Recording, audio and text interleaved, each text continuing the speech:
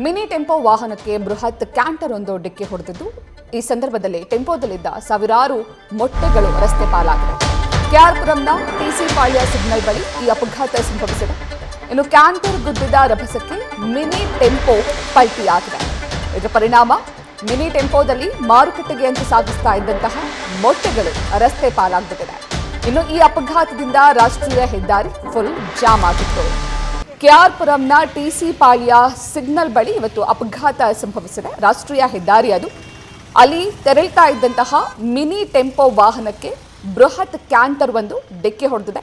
ಇನ್ನು ಆ ಟೆಂಪೋದಲ್ಲಿ ಮಾರುಕಟ್ಟೆಗೆ ಅಂತ ಸಾಗಿಸೋದಕ್ಕೆ ಸಾವಿರಾರು ಮೊಟ್ಟೆಗಳನ್ನು ತೆಗೆದುಕೊಂಡು ಹೋಗ್ತಾ ಇದ್ರು. ಈ ಸಂದರ್ಭದಲ್ಲಿ ಅಪಘಾತ ಆದಂತಹ ಸಂದರ್ಭದಲ್ಲಿ ಆ ಮಿನಿ ಟೆಂಪೋ ಇತ್ತಲ್ಲ, ಅದು ಪಲ್ಟಿ ಆಗ್ಬಿಟ್ಟಿದೆ. ಅದು ಪಲ್ಟಿ ಆದ ಹಿನ್ನೆಲೆ ಅದರಲ್ಲಿದ್ದಂತಹ ಮೊಟ್ಟೆಗಳೆಲ್ಲ ರಸ್ತೆ ಪಾಲಾಗ್ಬಿಟ್ಟಿದೆ.